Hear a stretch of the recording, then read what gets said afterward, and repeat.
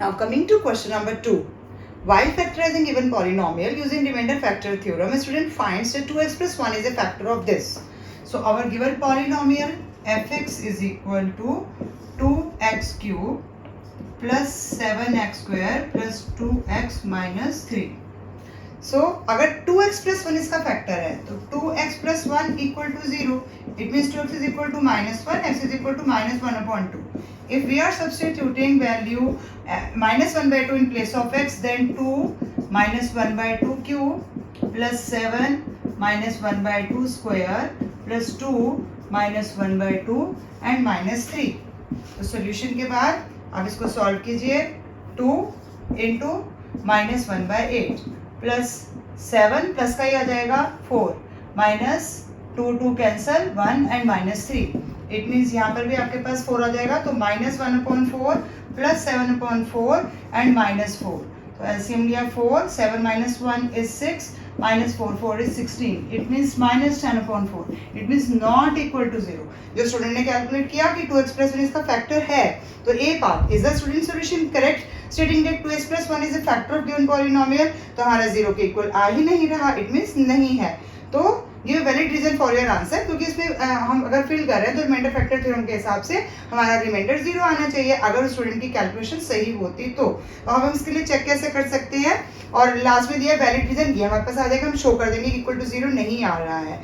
Also factorize the given polynomial completely. तो factorize करने के लिए हमें चेक तो करना पड़ेगा कि पहला फैक्टर और कहाँ पर आ रहा है. अगर हमने 2x plus 1 लिया था तो हमारे पास ये आया. If we are taking 2x minus 1 equal to 0, तो हमारे पास आंसर क्या आ जाएगा 1/2 आ जाएगा in place of x.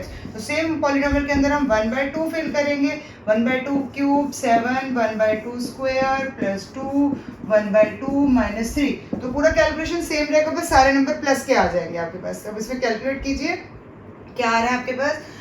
2 1/2 cube means 2/8 हो गया प्लस 7/4 हो गया प्लस 1 माइनस 3. तो इसमें अगर कैलकुलेट करेंगे फिर से ये कितना आ गया 4 और 7 plus 1 is 8. Then 1 minus 3 is -2. So ये कितना हो गया 2 2 minus 2 is 0. इट मीन्स इस केस में हमारे पास बन रहा है मीन्स करेक्ट फैक्टर हमारे पास 2x minus 1 है एंड नॉट 2x plus 1. तो आपका जो भी स्टूडेंट है उसका कैलकुलेशन रॉन्ग है. एक प्लस माइनस मैथ में पूरा क्वेश्चन खत्म कर देता है. तो हमें 2x minus 1 के हिसाब से करना है. अब 2x plus -1 हमारा फैक्टर आ गया. जब फैक्टर एनालाइज हो गया कि इसको फिल करने पे हमारे पास 0 आ रहा है, तो हम यहाँ पर बस इसी के अंदर इतना चेंज कर लेते हैं कि हमारा फैक्टर 1/2 आ रहा है और यहाँ पर हम प्लस प्लस प्लस कर लेंगे इक्वल टू 0 आ रहा है. इट मीन्स फैक्टर है. अब फैक्टर करने के बाद factorize the given polynomial completely. 4 mark का क्वेश्चन है तो आपको पूरा डिवाइड करके भी शो करना है इसके अंदर. तो डिवीजन के लिए 2x plus cube 7x square plus 2x minus 3 आप लेंगे, और जो फैक्टर हमने निकाला अभी हमने क्या निकाला है 2x minus 1 निकाला है फैक्टर जो करेक्ट आएगा. तो 2x minus 1 से हम इस केस में डिवाइड करेंगे. डिवीजन के लिए जिन स्टूडेंट्स को नहीं आती है आप पहला नंबर रखें और इस नंबर्स के साथ सेपरेटली लिख के डिवाइड करें. वैसे तो आप प्रैक्टिस के बाद कर लेंगे, लेकिन आप इस तरह से पहला नंबर और पहला नंबर लिख के डिवाइड करें. 2 कैंसिल हो जाएगा तो आपके पास यहाँ x स्क्वायर आ जाएगा. अब x स्क्वायर को ही आप इस नंबर से मल्टीप्लाई करेंगे तो अगेन यही नंबर आ जाएगा. सेकंड नंबर से करेंगे तो आपके पास -x square. Then you will change the sign of this. तो फर्स्ट नंबर कैंसिल हो जाएगा, इसीलिए हमने लिया है 7 plus 1 is 8. तो 8x square plus 2x minus 3. फिर से पहला नंबर लीजिए 8x स्क्वायर और 2x से डिवाइड करेंगे तो कितना आ जाएगा 4x प्लस का 4x. तो 4x को 2x से करेंगे तो 8x स्क्वायर आ जाएगा. माइनस से करेंगे तो -4x minus plus. Sign change करना स्टेप पे याद रखना है. 2 plus 4 is 6x माइनस 3. अब फिर से 6x को उसके साथ करेंगे डिवाइड तो आपके पास 3 आ जाएगा. 3 को 2 से करेंगे 6x एंड -3. तो माइनस प्लस कैंसिल रिमाइंडर 0 आ जाएगा. तो ये आपके पास दूसरा फैक्टर निकालने के लिए क्वाड्रेटिक आ गया. तो 2x प्लस 4x प्लस 3. आप क्वाड्रेटिक के लिए यहाँ पर 1 है, यानी कि अगर आप एक्सट्रीम्स लोगे तो हमें ऐसे नंबर चाहिए जिसका मल्टीप्लाई का आंसर 3 आए और प्लस माइनस पे 4 आए. तो x square plus 3x plus x plus 3 common लीजिए x प्लस 3. फिर इधर कॉमन लेंगे कुछ नहीं है तो 1 जरूर लिखना है. 1 की मैथ्स में बहुत ज्यादा वैल्यू होती है, आप उसको इग्नोर नहीं कर सकते हैं. Other factor is x plus 1 और एक हम स्टार्टिंग में कैलकुलेट कर चुके हैं 2x माइनस 1. तो ये 3 हमारे पास फैक्टर्स आएंगे, तभी आपको पूरे कंप्लीट 4 नंबर मिलेंगे, क्योंकि फैक्टराइज करने का क्वेश्चन ज्यादा मार्क्स में ही और ज्यादातर सेक्शन ए में कंपल्सरी सेक्शन में ही आता है. In second part, a line segment joining P and Q. P and Q, P का कोऑर्डिनेट्स हमें दिए गए हैं, coordinates 2 -3 and Q 0, -1 is cut by x axis at point R। तो R के हमें कोऑर्डिनेट्स नहीं पता तो A 0 लेंगे क्योंकि x एक्सिस है, तो y का पॉइंट 0 होगा at point R। A line, another line AB, this is AB, cuts the y-axis at point T 0,6 and is perpendicular to PQ. Both lines are perpendicular. AB and PQ are perpendicular at this point S. So first part is find the equation of line PQ. तो equation for finding the equation of line PQ, तो P के point हमें पता है, Q के पता है, तो हमें स्लोप निकालनी है। P का पॉइंट हमें दिया गया है क्वेश्चन में, P is this much 2, -3 and Q is 0, -1. So slope is equal to y2 minus किसी को भी x1 y1 इसको ले लो, x2 y2 पेंसिल से नीचे लिख लो ताकि गलती ना हो।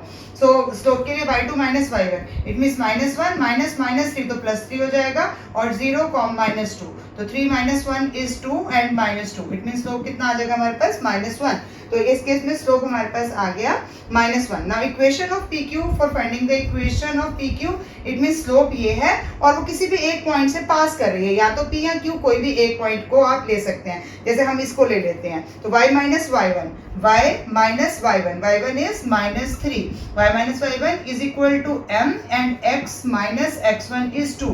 अब इसको सॉल्व करेंगे तो y plus 3 is equal to -x and +2। It means आपके पास इक्वेशन क्या आ जाएगी, y plus x is equal to 2 - 3, it means -1। So y plus 3 is equal to -1। ये हमारे फर्स्ट पार्ट का आंसर आ गया, y प्लस x इस तरफ आया तो y प्लस x हो जाएगा is equal to 2 - 3, it means -1। तो y प्लस x -1 मतलब इक्वल टू -1, ये हमारे पास इक्वेशन ऑफ लाइन PQ आ गई।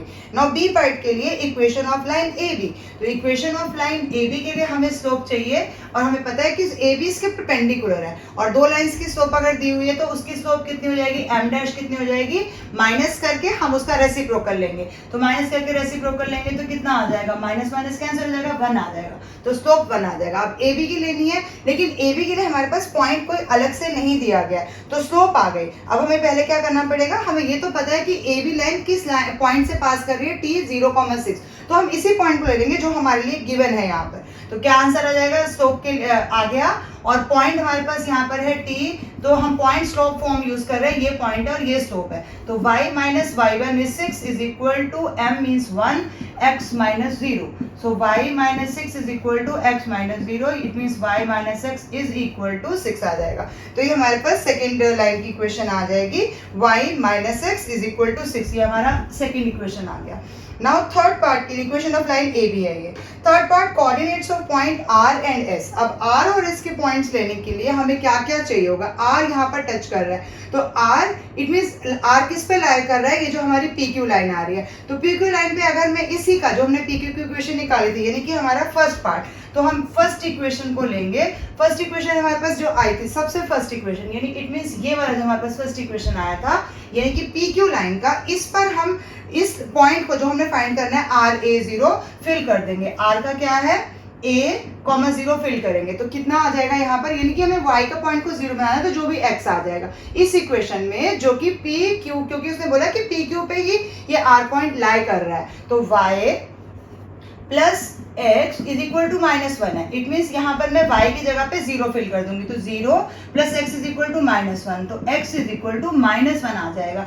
x मीन्स हमारा a का पॉइंट ये -1 आ गया, इट मीन्स x का आंसर -1 है। तो अब आपके पास यहाँ r पॉइंट के कोऑर्डिनेट्स क्या आ जाएंगे, a,0, तो a की जगह पे हमारे पास क्या आ गया, -1, 0। तो हम इस तरह से इस क्वेश्चन को सॉल्व करते हैं कि जो पॉइंट अगर लाइन पे लाई कर रहा है तो उसका x या y जो भी कोऑर्डिनेट गिवन है उसको हम यूज कर लेंगे। तो इट मींस हमारे पास r का पॉइंट आ जाएगा। यहाँ से r का पॉइंट आने के बाद हमारा नेक्स्ट क्या है, कोऑर्डिनेट्स ऑफ r, और दूसरा हमने s के भी निकालने हैं। अब s के निकालने के लिए आपके पास क्या गिवन है, s का निकालने के लिए दोनों लाइंस जहाँ इंटरसेक्ट कर रही हैं, दोनों लाइन जब इंटरसेक्ट करती हैं तो हमें नॉर्मल जैसे सब्स्टिट्यूशन या एलिमिनेशन मेथड करके यूज करना है। तो हमारी फर्स्ट इक्वेशन ये है और सेकंड इक्वेशन ये है, तो अब हम इन दोनों को सॉल्व करेंगे। इन दोनों को साइमल्टेनियसली सॉल्व करने के लिए कुछ भी नहीं करना आपको, जो भी इक्वेशन दी गई है y plus x is equal to -1 और y minus x is equal to 6। इनको साइमल्टेनियसली दोनों इक्वेशंस को सॉल्व करेंगे। तो यहाँ तो नॉर्मल नाम है, मल्टीप्लाई करना है, एलिमिनेशन के लिए कुछ भी नहीं करना, दोनों ऐसे इट इज कैंसिल हो रहे हैं। अगर मैं फर्स्ट और सेकंड इक्वेशन को ऐड ही कर रही हूँ तब भी कैंसिल हो रहे हैं। तो 2y इज इक्वल टू 5 आ जाएगा, तो y इज इक्वल टू 5/2। तो y का पॉइंट हमारे पास इस केस में 5/2 आ रहा है। और अगर हम इसको फिल कर देंगे, इन्हीं दोनों इक्वेशन में से किसी भी एक में अगर आप फिल कर देंगे, मान लेते हैं हम फर्स्ट वाली में फिल कर रहे हैं, तो x इज इक्वल टू -1 और y की वैल्यू -5/2। तो कितना हो जाएगा 2, यहाँ पर -2 -5 इट मीन्स -7/2। तो ये क्या आ गया हमारे पास x का पॉइंट। तो x का पॉइंट है -7/2 और उसका पॉइंट आ जाएगा 5/2। और ये हमने पॉइंट किसका निकाला है, s पॉइंट, जहां पर ये दोनों लाइंस मीट कर रही हैं। तो ये हमारा इसका आ गया, क्योंकि ये परपेंडिकुलर था AB के, तो हमने पहले से इसकी स्लोप लेके 1 लिया, हमने इसका मतलब नेगेटिव रेसिप्रोकल हमने ले लिया। फिर हमने r पॉइंट निकाला और फिर अब हमने लास्ट में जाकर s पॉइंट निकाला, क्योंकि उन्होंने दोनों के कोऑर्डिनेट्स पूछे, r के भी पूछे और s के भी पूछे। तो r का पॉइंट आ गया -1 0। एक बार पूरे क्वेश्चन को सम अप करने की कोशिश करो। आपको एक रफ डायग्राम पहले ड्रॉ करना है, चाहे आप पूरा ग्राफ पेपर पे ड्रॉ मत करें, रफ डायग्राम ड्रॉ करें और उसके बाद देखें कि कौन सी लाइन सबसे पहले स्लोप मांगी है। मतलब हमें स्लोप चाहिए क्योंकि हमें इक्वेशन चाहिए, तो 2 पॉइंट्स हैं, तो हम स्लोप निकालेंगे y2 - y1 x2 - x1 करके स्लोप आ जाएगी। उस स्लोप को और कोई एक पॉइंट लेंगे हम जो कि इसी लाइन पे लाई कर रहा है, कोई भी एक पॉइंट p या q में से कोई एक पॉइंट, आंसर सेम आएगा। तो इक्वेशन के लिए y - y1 is equal to m x - x1 fill करेंगे, आपके पास PQ लाइन की इक्वेशन आ जाएगी, जो हमारे A पार्ट का आंसर आ जाएगा। सेकंड पार्ट में इक्वेशन ऑफ लाइन AB पूछा है, तो AB लाइन क्योंकि इसके परपेंडिकुलर है, तो परपेंडिकुलर लाइन की जो अभी हमारे पास स्लोप आई है, उस स्लोप का नेगेटिव रेसिप्रोकल हो जाएगा। तो अभी की स्लोप हमारे पास यहाँ पर क्या आ रही है, 1 आ रही थी, उसके हिसाब से अगर हम लेंगे तो स्लोप का आंसर यहाँ पर आपने देखा, तो ये स्लोप -1 आएगा, इसी का नेगेटिव रेसिप्रोकल कर देंगे तो ये आपके पास 1 आ जाएगा। अब हमारे पास बचा t पॉइंट, तो t का हमारे को 0,6 पता है। इससे जो हमने अभी AB निकाला, इसकी लाइन की इक्वेशन निकालेंगे, तो y - y1 is equal to mx - x1, क्योंकि ये हमारा पॉइंट है जो x1 y1 की जगह पे फिल करेंगे और स्लोप की जगह पे 1 फिल करेंगे। तो यहाँ से आपके पास ये एक और सेकंड इक्वेशन आ जाएगी जो कि AB लाइन की इक्वेशन है। अब दोनों लाइंस की इक्वेशन आ चुकी है, तो हमें सिर्फ वो पॉइंट चाहिए। कौन कौन से, थर्ड पॉइंट के लिए r और s के लिए दोनों हमने निकालना है। तो r के लिए a,0, यानी y पॉइंट को अगर 0 फिल करूंगी तो यहाँ पर जो आंसर आएगा वो a के लिए आ जाएगा। तो y को 0 फिल करा और x की जगह पे हम a फिल करेंगे, तो यहाँ से ये a का ही बेसिकली आंसर आया है, तो r का आंसर -1,0 आ जाएगा। तो ये r के कोऑर्डिनेट्स हो गए। s पॉइंट के लिए क्योंकि हमारे को डायरेक्ट कुछ नहीं दिया, ये दिया कि ये दोनों पॉइंट जहाँ टच कर रही हैं, तो टच कर रही है वो पॉइंट ऐसा है, इट मींस हमें इनका इंटरसेक्शन पॉइंट निकालना है। तो दोनों इक्वेशंस को लेंगे, फर्स्ट इक्वेशन और सेकंड इक्वेशन, उनको साइमल्टेनियसली सॉल्व करेंगे, आपके पास s के कोऑर्डिनेट्स आ जाएंगे। In third part, AC is the diameter of the circle. So this is AC, it means it is passing to this center with center O. CD is parallel to BE, this is CD parallel to BE, parallel के लिए हम ये symbol लगाए हुए हैं। Angle AOB is 80 degree, AOB it means ये angle हमारे पास 80 degree given है। ACE is 20, ACE is 20 and calculate BEC, we need to calculate BE and C. BEC में हमें ये कैलकुलेट करना है।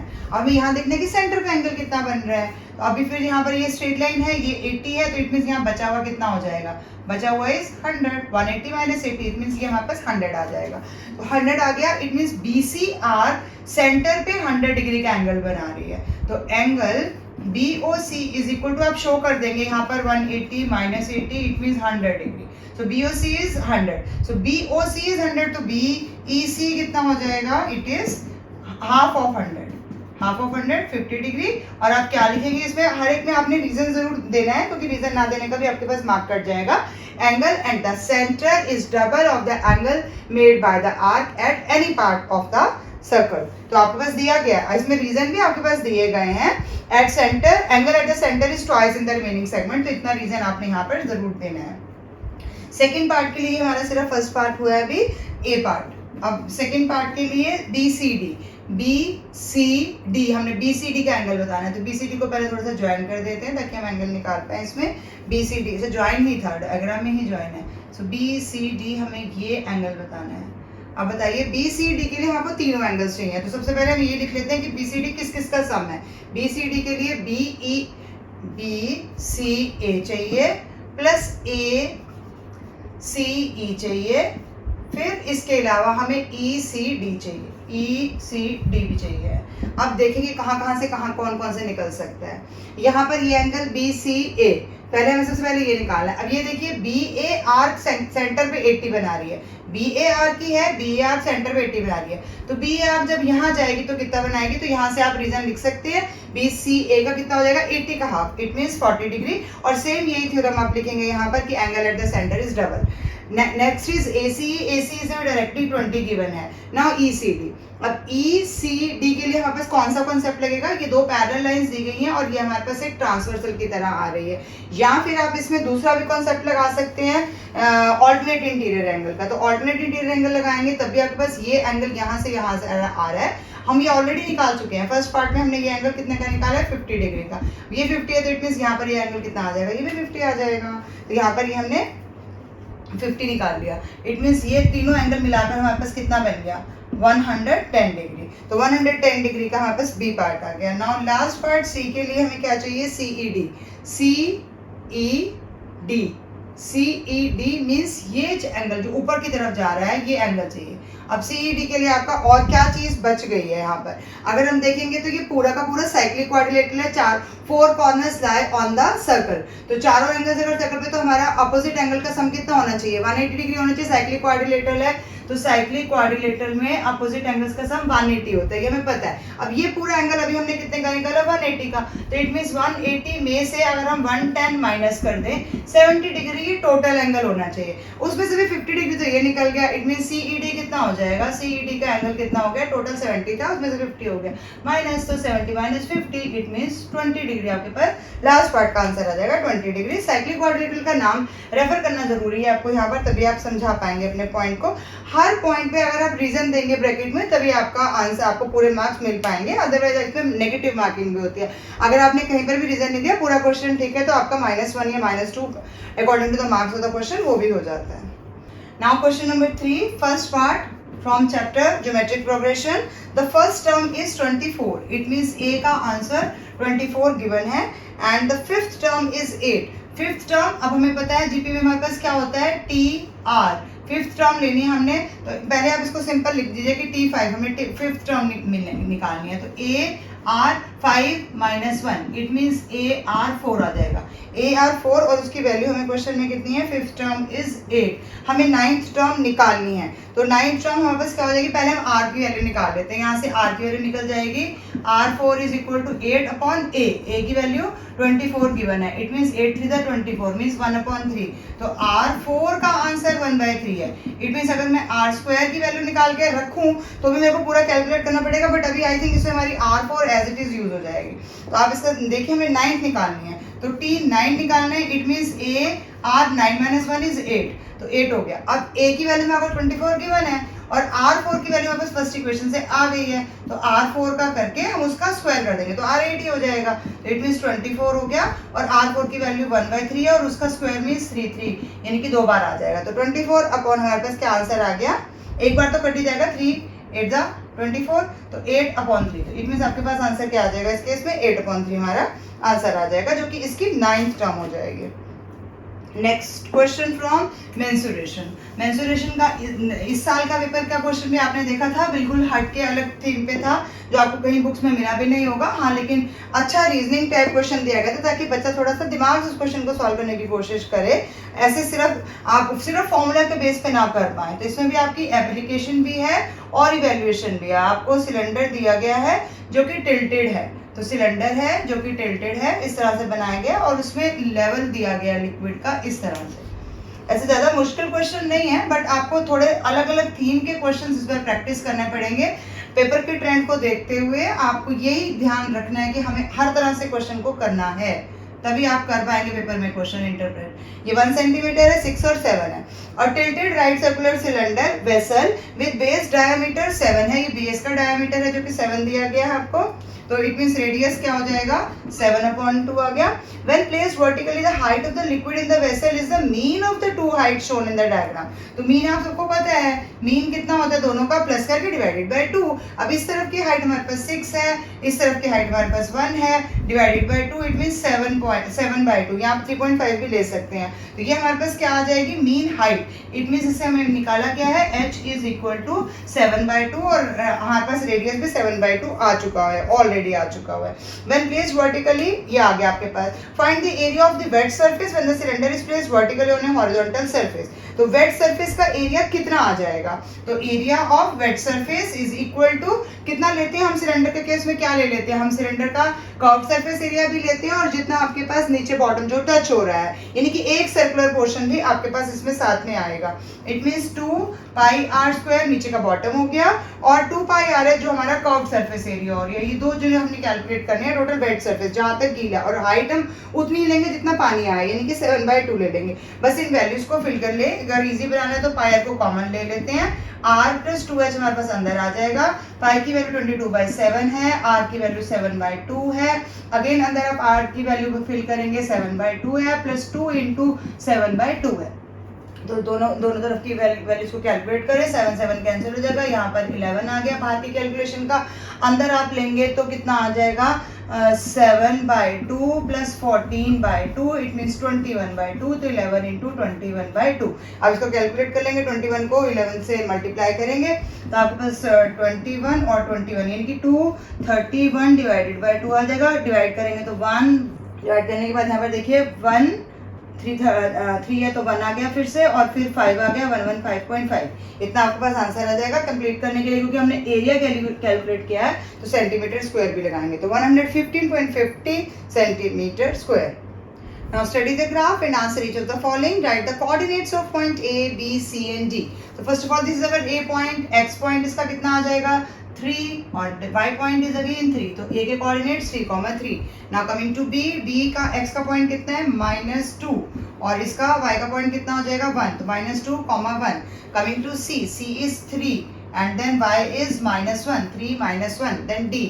D का X का पॉइंट ही नहीं है तो इट मीन 0 और Y का पॉइंट कितना है 1. तो 0, 1. तो आपके पास फर्स्ट पार्ट के लिए आंसर क्या बनेगा 3 3 हो गया. B के लिए -2 1 हो गया, C के लिए 3 -1 हो गया और D के लिए 0 1 हो गया. ये फर्स्ट पार्ट का आंसर हो गया. Second is given that point C is the image of point A. आपके पास ये जो C पॉइंट है this is the image of point A, यानी कि ये इससे नीचे की तरफ हमारे पास आया है. Name and right the equation the line of reflection. तो लाइन ऑफ रिफ्लेक्शन कहाँ पर लाई करेगी इसकी. अब हमें देखना है कि कितने पॉइंट्स टोटल नीचे आए हैं. 1 2 3 इधर है, 4 इधर है, तो 4 पॉइंट्स टोटल नीचे आए हैं. यानी कि कुल मिलाकर हम कहाँ होंगे, यहाँ पर सेंटर में होंगे, तभी 2 पॉइंट्स ऊपर और 2 पॉइंट नीचे होंगे. यानी कि इसकी लाइन ऑफ रिफ्लेक्शन यहीं पर कहीं लाई करेगी. अब कहाँ होगा इस लाइन, अगर मैं इस लाइन को कंप्लीट करती हूँ तो ये क्या लाइन बनेगी. इस लाइन का नाम हम क्या ले सकते हैं, एक्स एक्सिस के पैरेलल है, लेकिन y के 1 से पार्ट गुजर रही है ना, यहाँ से ये वाली लाइन यहाँ से जा रही है. इट मींस ये लाइन ऑफ रिफ्लेक्शन हमारी क्या आ जाएगी y इज इक्वल टू 1. तो हमने बस इतना मेंशन करना है कि y is equal to 1 is the line of reflection if AC is the reflection of this A point. Next part is, इसको और नाम भी हम दे सकते हैं इस लाइन, क्योंकि ये लाइन हमारे पास जा ही नहीं इस लाइन पे रही है, तो लाइन का नाम यहाँ पर हम BD भी दे सकते हैं. तो BD, आप BD लाइन लिख देंगे आंसर में और y इज इक्वल टू 1 उसका इक्वेशन आ गया. C is right the coordinates of the image of point D under reflection in y axis. तो D पॉइंट की अगर हम रिफ्लेक्शन लेते हैं y एक्सिस से, तो y एक्सिस से चेंज होकर कहाँ जाएगी. अगर मैंने मिरर के बिल्कुल बीच में ही कुछ रख दिया तो उसकी रिफ्लेक्शन हमें अंदर कहाँ अलग चेंज शिफ्ट नहीं हो सकती है. इट मींस ये क्या है इनवेरिएंट पॉइंट आ गया. तो इसका अगर मैं रिफ्लेक्शन लूंगी भी तो D का पॉइंट फिर से क्या आ जाएगा 0, जो हमारा पॉइंट है 0,1 वही हमारा आ जाएगा D का आंसर, क्योंकि उसकी इमेज वही बन जाएगी. What is the name given to a point whose image is the point itself. क्या होता है ऐसा पॉइंट जिसकी इमेज वो खुद ही होता है. ऐसे पॉइंट्स को हम इनवेरिएंट पॉइंट्स बोलते हैं, जो अपनी वैल्यू चेंज नहीं करते हैं उस लाइन ऑफ रिफ्लेक्शन से पास होने के बाद. जैसे यहाँ पर लाइन ऑफ रिफ्लेक्शन अगर मैं y एक्सिस को लूंगी तो ये चेंज नहीं कर रहा, उसके लिए इनवेरिएंट है. लेकिन अगर मैं इसी को x एक्सिस से लूंगी तो चेंज कर जाएगा. लेकिन ऐसे पॉइंट्स का जनरल नाम हम इनवेरिएंट पॉइंट्स लेते हैं. E on joining the point A, B, C and D in order. तो हम A को B से ज्वाइन करें तो हमारे पास क्या पॉइंट बनेगा A, B, फिर उसके बाद C की तरफ आना है हमने. तो A से B की तरफ आएंगे, स्केल से करना है आपने. ए बी और उसके बाद आप सी के पास जाएंगे, सी से फिर आप डी के पास आ रहे हैं और डी से फिर दोबारा सी के पास जा रहे हैं। तो आपके पास कैसी शेप आ रही है? इस तरह की शेप आ रही है, एरो शेप, जिसको हम एरो हेड कहते हैं। तो यहाँ पर इसका नाम हम एरो हेड कह सकते हैं, लेकिन हमें ज्योमेट्रिकल नेम्स देने होते हैं। तो क्योंकि इसकी 4 साइड्स आ रही है, 1 2 3 एंड 4, तो 4 साइड कोई भी फिगर है, आपने नंबर ऑफ साइड जैसे क्वेश्चंस में काउंट करना है। दिस इज क्वाड्रिलेटरल और अंदर की तरफ बेंड हो रहा है, इट मींस कॉनकेव क्वाड्रेंट। इसका करेक्ट आंसर होगा कॉनकेव क्वाड्रिलेटरल, या फिर आप एरोहेड लिख सकते हैं, पर आप क्वाड्रिलेटरल या ज्योमेट्रिकल नंबर ऑफ साइड्स के हिसाब से क्वेश्चन का नाम देंगे तो ज्यादा बेटर रहेगा। With this our section is over. I hope you are able to understand all the explanations given by me related to the questions. Still, if you are left with any doubt, you can ask me in the comment section. Thank you for watching till the end. Keep watching, sharing and subscribe to my channel.